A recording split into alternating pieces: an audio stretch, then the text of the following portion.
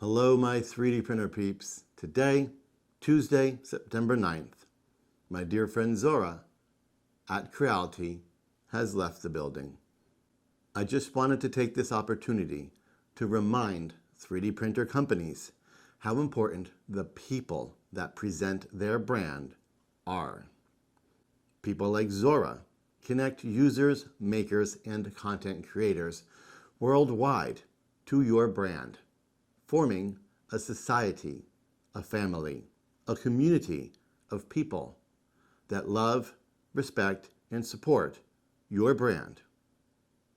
They do this because of the connection made from those faces that present your company to them.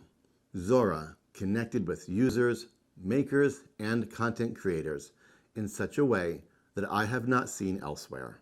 To me, ZORA was the face, voice, and personality of Creality. According to my inbox, many people agree. ZORA is a smart, beautiful, lovely, kind, and caring human. Wherever she goes, they will be lucky to have her, and I will gladly follow. To those of you looking for your ZORA, I hope you find one.